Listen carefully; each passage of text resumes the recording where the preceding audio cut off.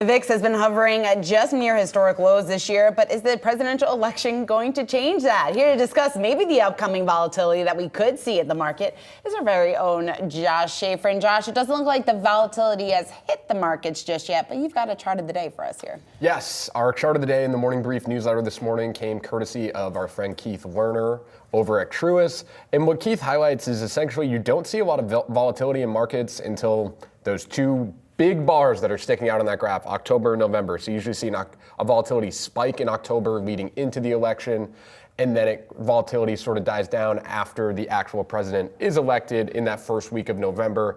And guys, I highlighted this chart this morning because I think the broad takeaway here is we're going to start talking a lot more about the election. You're going to start hearing a lot more about the election in the news, especially in normal mainstream news, maybe more so than our financial news.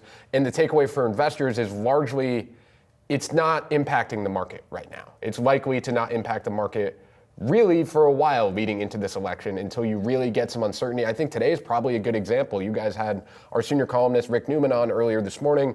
You're talking about the potential of President Biden not actually being the candidate for the Democrats.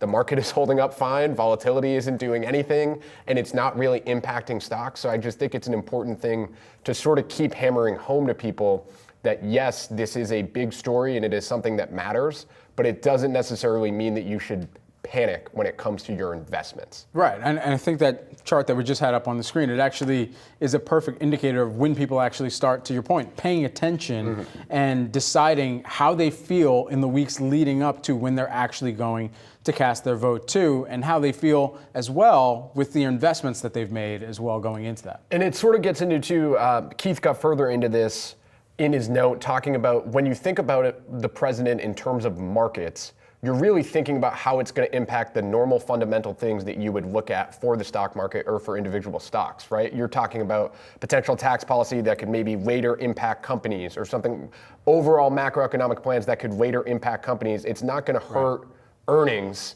next quarter. It's not going to hurt earnings in 2 quarters, right? You're thinking about overall trajectory. Right. And so it's a lot bigger picture and not necessarily an easy read, unless you're buying DJT, and then maybe there'll be volatility. Well, and we focus in on the top of the ballot, the president, but it's all those down ballots cast votes as well that are particularly critical to all of the things that could actually move where Congress votes, where ultimately we see the House and the Senate makeup that could either be logjam or could fast track what the presidential agenda might be as well that is campaigned on. And that's perhaps where it gets back into the thesis of what you were mentioning within this particular note too. Yeah.